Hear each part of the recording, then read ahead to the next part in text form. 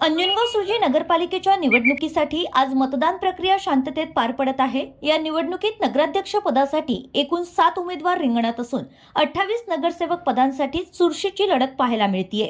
सकाळपासूनच शहरातील विविध मतदान केंद्रांवर मतदारांची मोठी गर्दी पाहायला मिळत असून मतदारांमध्ये मतदानाबाबत उत्साहाचं वातावरण आहे।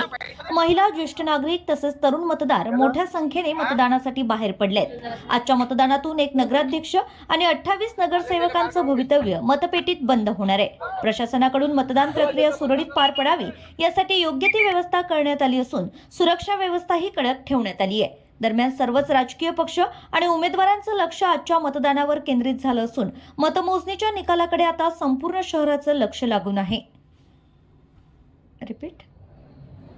मतमोजणीच्या निकालाकडे आता संपूर्ण शहराचं लक्ष लागलंय। या ठिकाणी मतदारांचा खूप मोठ्या प्रमाणात उत्साह पाहायला मिळतो।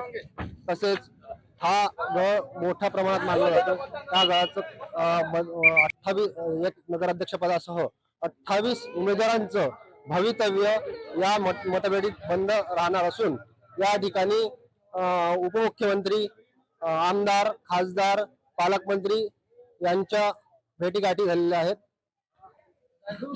शाळेच्या आपण प्रांगणात उभे आहोत। आपण बघत आहात की मतदारांचा किती मोठा कल आहे आणि या ठिकाणी कडेकोट बंदोबस्त सुद्धा आहे। निवडणूक मतदान हे महत्त्वपूर्ण ठरते हे या मतदारांच्या उत्साहावरून दिसत आहे। आज या ठिकाणी अंजनगाव सुर्जीमध्ये एक नगराध्यक्ष पदासह 28 उमेदवारांचा निर्णय मतदार मतपेटीमध्ये बंद करीत आहेत। याकडे सर्वांचे लक्ष लागलेले आहे। जोश मराठी करता श्रीकांत नाथे। पुरातन इमारत आहे।